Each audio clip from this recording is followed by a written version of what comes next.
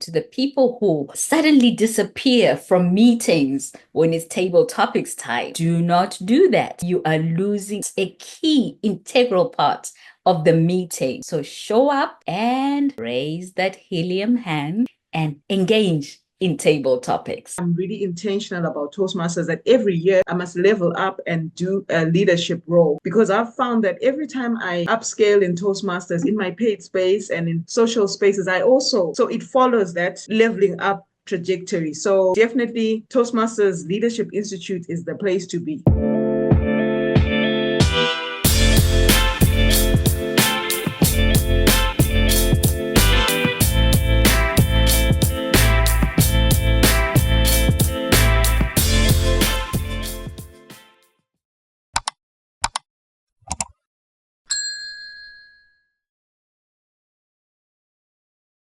Well, dear listeners, hello, it's CoachBusi joining us today. I now say us because I'm sure you've been following and you are now a part of ToastTalks community. Joining us today, we have newly appointed Distinguished Toastmaster, Sikhanyisile Mabhena. Help me welcome her. Sika, DTM Sika, welcome to ToastTalks with CoachBusi. Thank you. Thank you for the warm welcome.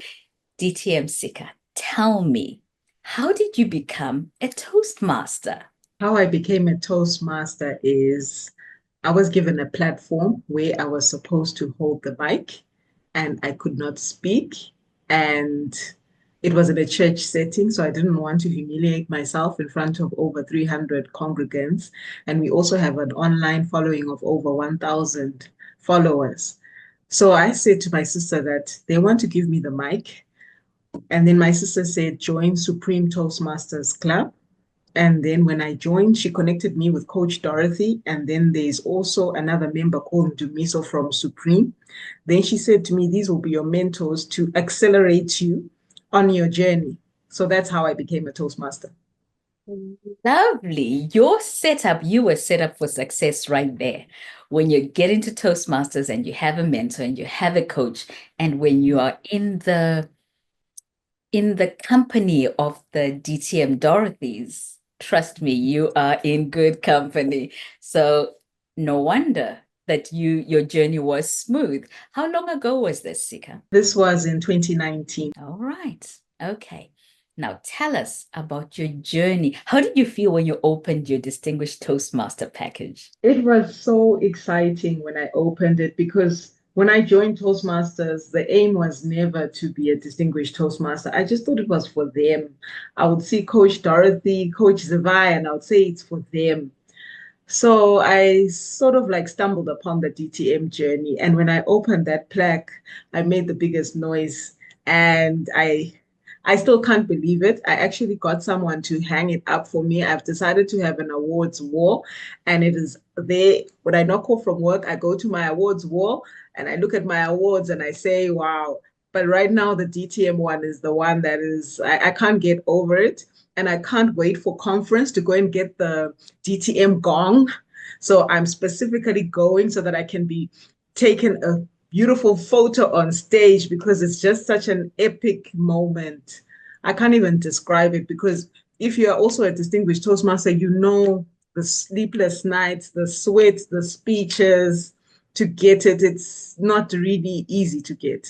So I'm so excited about that plaque. It is not easy to get. Now, you mentioned the speeches.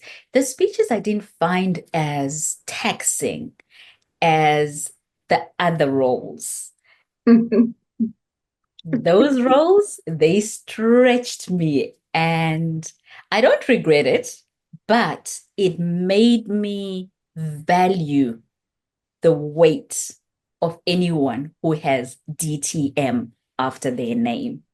Before Yes. that, I think I just thought, oh, this is DTM Dorothy, DTM Zivai, DTM Andrew. They were just DTMs, like they just stumbled into it. We work for those.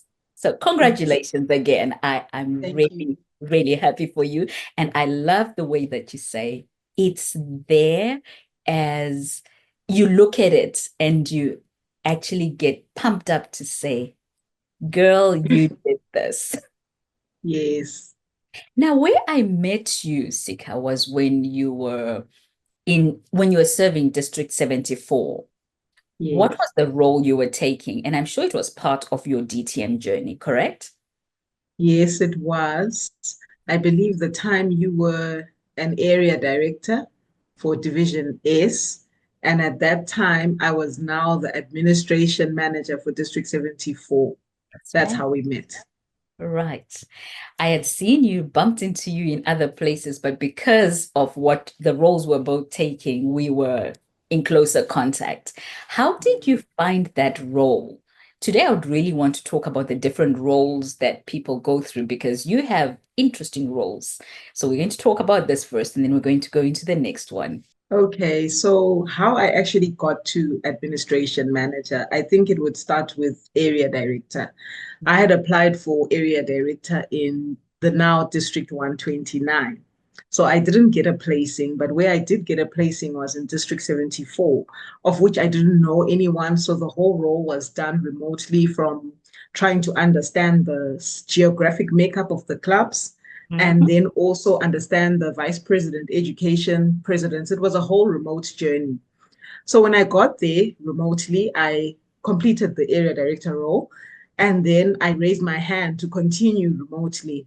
So one thing about doing roles remotely, as you know, you are a remote area director, is one, you have to do the role, and two, you have to do the role remotely. So it's a double role.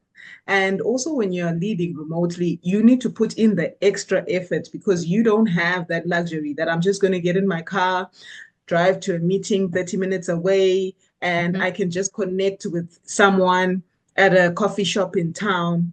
Everything is virtual. So you have to put in the extra effort. So, in putting in those extra efforts, the 2 years, that's how then I thought, why can't I be the administration manager for District 74? And at the time, there were 278 clubs. So imagine the administration work for 278 clubs. It was a mammoth task. And also, I had the task of multiplying District 74 into the new District 74 and District 129, which was my DTM project. That if I could successfully multiply a district, sorry, then it means that I would have successfully completed the role. So it was a very interesting year of a bit of sleepless nights because I would do my 8 hours at work and then I would Mhm. get home, take a break for an hour. Then I would do another maybe 4 hours every day just for me to keep up with the administration. So it was really stretching. And I'm happy when I see District 129 and I see the new District 74. And I'll be like, these are my babies that I multiplied. And I'm really excited about the DTM project I chose. Congratulations. I didn't know that backstory to it. When the whole multiplying the districts was happening, my head was spinning. I could not fathom the amount of work that needed to go into it. So, ladies and gentlemen, you see the lady we have who did a lot of the background work and did it so well because District 129 and District 74 are standing and thriving. Congratulations, an absolutely well chosen DTM project. Well done, Sika. You have a second passion. Tell us about your other sweet spot in Toastmasters. You know, one of the things that I think a lot of people do not understand is the depth and the breadth of things people can do in Toastmasters. I found this sweet spot talking to 100 Toastmasters. That's my happy place. You have one where you found joy. Tell us about your sweet spot in Toastmasters. Thank you. Thank you for the question. So, my other sweet spot in Toastmasters is being a TLI, Toastmasters Leadership Institute. So, another interesting thing is when you join Toastmasters, you hear all these titles, these abbreviations, and you don't even know what they mean. And then now you start researching and saying, how can I be this abbreviation? Mhm. So when I was a Vice President Education for Supreme Toastmasters. The year that I joined, as Toastmasters would have it, I joined in March of 2019, and then elections of June, I was already the Vice President Education. They just pushed me into the deep end. So there was a call that came from Harare saying that how many TLI trainers are there in Bulawayo? And then I said, what is a TLI trainer in the first place? I didn't know what it was. And then we then responded and said, sorry, there aren't any.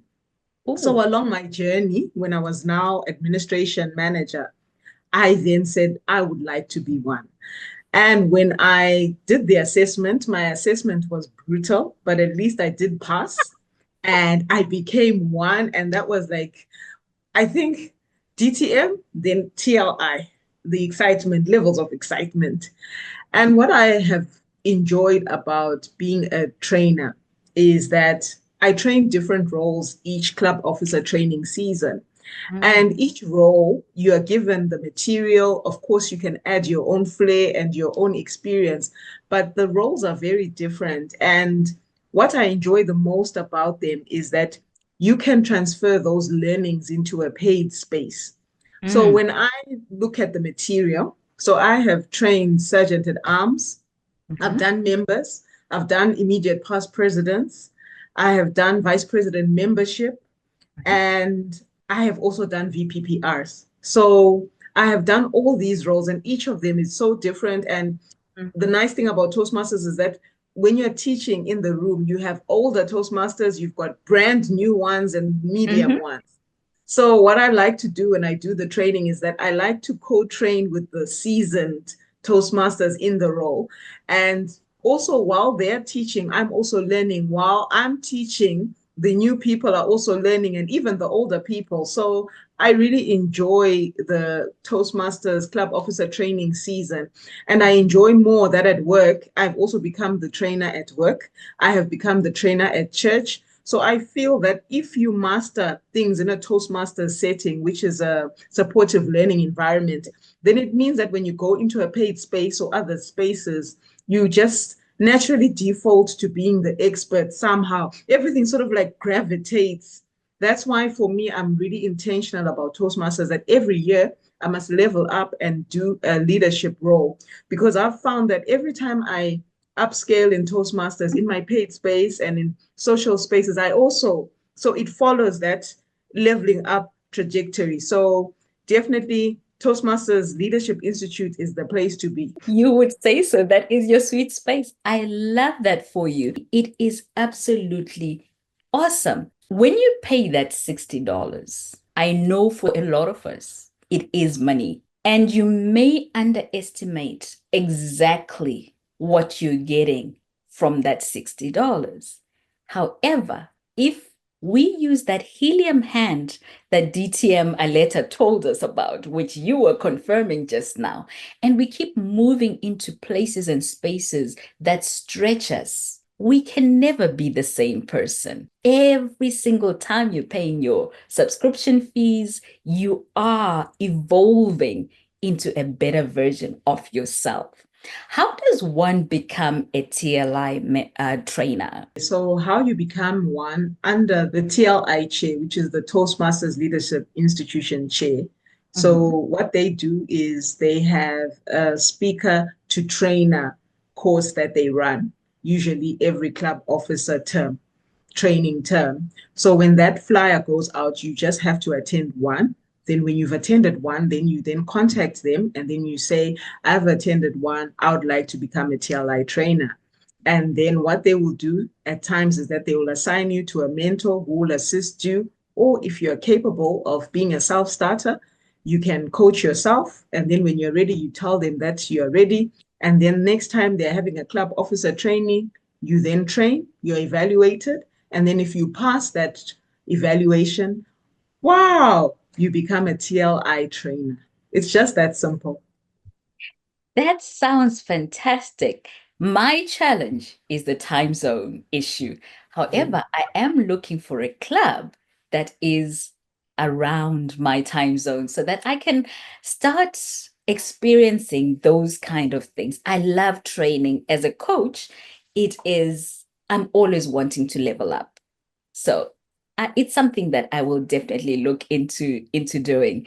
You have name dropped your club twice. For some Mhm. people, I normally have to kind of bring it out of them, but you have just gone and talked about your club. What makes your club so worthy of you blatantly, very openly saying, "This is my club"? What is it about your club that makes you so passionate that you would want the whole world, as they listen to Toast Talks, to know that this is Seeker's Club? What I love about my club, I belong to two clubs, but my home club that I started with is Supreme Toastmasters Club in Bulawayo. And at the time that I joined the club was doing amazingly well and it had exceptional speakers. And what I've always valued about the club is that they give you honest feedback and sometimes they don't use the sandwich approach. And they also make you repeat a speech if they feel that the speech was not up to standard. So, what I liked about them is that they threw me into the deep end. And when I was vice president education, they made me do two youth leadership programs. And that's really one way to stretch yourself. And the mentor that I had, who is Ndumiso, he looked at the KPIs, key performance indicators for the vice president education. And he made sure that I was doing each and every one of them. And we would meet weekly. So imagine if you have to come up with an agenda, come up with speakers every single week. There was no this every second week business, or sometimes some struggling clubs do once a month. It was every week for a whole year. So I will always appreciate that club because that's what set me to be the Toastmaster I am today.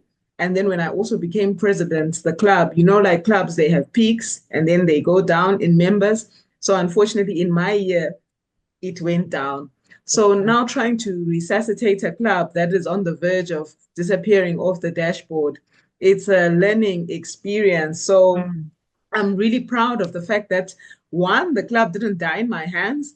Two, the club is still alive today, and I'm really proud of my club. And of course, yes, there's Sal the Sizzle, my other club, but I lean to my home club. Well, congratulations for keeping your club alive. Sometimes you need to have been a president to understand that the struggle is real when you are wanting this club, this baby to stay alive.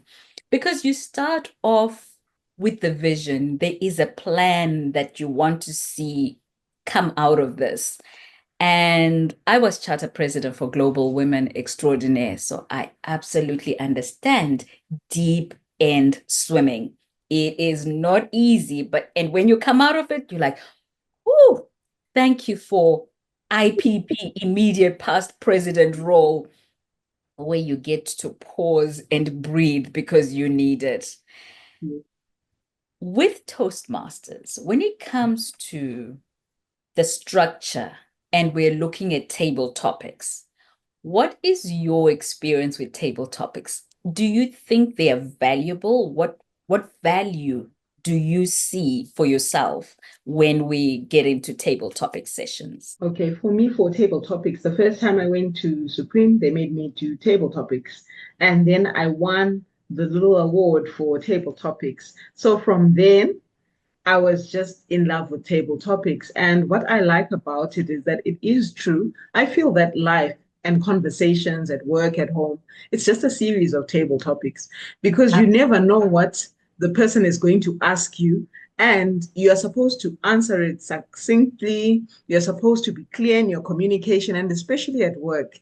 In that short table topics, you can still manage to have an introduction, 3 points, and a conclusion. And I have found that in the workspace, because I'm able to engage in table topics, when they are doing meetings like strategy, pitch development, when it's time to go for interviews with stakeholders, or even when you're trying to collect money or sell the business, if Mhm. you're good at table topics, I can be thrown in any boardroom, any setting, and I'll be able to just flow. And even the answer that I will give, it's as if I had actually researched or had been given time. So even with responding to emails at work, it's just a series of table topics. I believe that life is a series of table topics. So I enjoy them. So again, I hear you saying to the people who suddenly disappear from meetings when it's table topics time, do not do that. You are losing a part, a key, integral part of the meeting.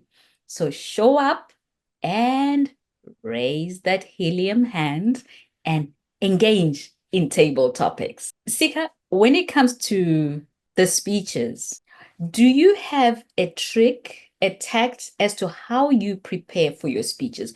Do you handwrite them? Do you write key points? What is your personal way of getting your speech ready up to the point of delivery? Speeches are all around us. So I speak about whatever will be happening around me so that I'll be able to remember the speech. And then also, I like to prepare speeches that I will use later on in life. Or I like to choose speeches as well that I've got natural hair. So I once delivered a speech on the transition from relaxed hair to natural hair and people's reactions, and also the products that you use to maintain it. So I choose a speech where, if it's an area of interest, research that I'm looking at, and then I know that as I'm researching, I'll remember it. And I also believe that my superpower is impromptu speaking. I can't, even if I write it and type it out, I will not remember it. And then I will spend more time trying to cram it. And then it ends up sounding fake and like it's not coming from me. And then I start stammering. So what I do is I do write it all out. And then when I've written it all out, I then write the main points. I've got 4 pieces of paper. So the first one will have the introduction, and then the middle two will be having the body, and then the last one is the conclusion. So then I've got these papers that I'll be moving around with, and then on the day, all I need to remember is one word per paper, and then I run with it because it's coming from my heart and it's a topic that I know that I'm passionate about. And then I also infuse my personal story because you cannot argue with my personal story. It's my story. But then if I now start quoting things and not having the correct references, the correct dates, we will now start arguing. I prefer my own personal stories. Thank you. I had one of those moments this last weekend where I gave my icebreaker speech at my home club, which I hadn't done in a while because our club is very vibrant when it comes to giving speeches and you don't always get a slot. I decided what I thought was to up the game. I wrote it and I memorized it and I had my diction on point. I thought I did a sterling job. My evaluator came back with a different thought process. They said to me, in a nutshell, as a DTM, that speech was shallow. That's what I heard from what she said to me. And you know that we have coachable, teachable hearts. And I had to listen. And I thought, I wrote it. I met everything that's required. It had an opening, it had a body, it had a conclusion. And she said, I've heard you do better. That stung, but I said to myself, the only thing I did differently was to actually memorize the speech. I spent so much more time on it, wanting to have it perfect, that it didn't kind of flow. And I hope that's what she meant, because the next time I have this speech, I am going to go with our usual, what is inside you is what's going to come out on the day. So thank you for bringing that up, Sika. These are the things that we don't always have people talking about because you're going through your own pathway and you're going through what needs to be done. But I believe this is a worthwhile conversation for people to listen to. Sika, if there is someone out there who has been following Toast Talks and they are thinking, what is she going on about? Is she really going to interview 100 Toastmasters? What is all this about? what would you say to that person who is wondering what's the big deal? What I would say to the person, depending on when they joined the conversation, if they Mhm. joined it in the middle, I would advise them to go back and watch all the episodes. If they've been watching all the episodes from the beginning, I would advise them to continue watching right until the end because there's a lot that goes into having a 100-day program. And I was watching the one with Lance, and I really enjoyed it. And when he was explaining how he became a Toastmaster, and the thing about it is that, especially for members who have stopped renewing their subscriptions, it just makes you fall in love with Toastmasters again when you're hearing different ways of how people are enjoying it, how they joined it, their experiences. And I'm one who also joined in the middle. So I'm going to make sure that I'm going to go back and then I'm going to follow all the way through because it energizes you, it ignites you. Because as well, we think I'm so busy, there are only 24 hours in the day. I don't have time for Toastmasters. What is this thing for? What is it about? I've had people laugh at me and say I missed a stage in childhood because Toastmasters is for high school students. But when you start seeing, like now you had a letter, you have mature people, you see that actually this thing is for a diverse amount of people and there's just so much to learn. So I would say to them, plug in and follow and also join Toastmasters so that what we are speaking about, when you start doing it, because unfortunately it's a learning by doing experience, Right. you can't just watch and then by osmosis you become a DTM. It doesn't work like that. So I would just advise them to continue watching. And I'm also excited, Coach. I'm going to go back and watch all the episodes and continue watching going forward because I believe that there's a lot to learn. Thank you. There really is. And for you coming up onto Toast Talks and giving us your views, we are really grateful, Sika. Thank you so much for your time. I've enjoyed this conversation. I've loved getting to know you better and your tips about writing speeches and delivering.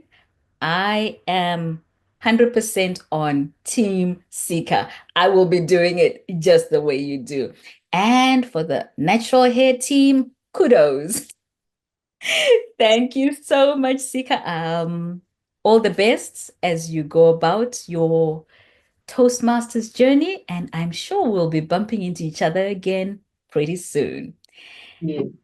Dear listeners, thank you so much. Please love on Sika when you see this episode and tell her what you found to be of value because I know there were nuggets in there. Until the next time, when we have another knowledgeable, another fascinating, another Toastmaster joining us on Toast Talks with Coach Busi, Sika and Busi saying bye bye.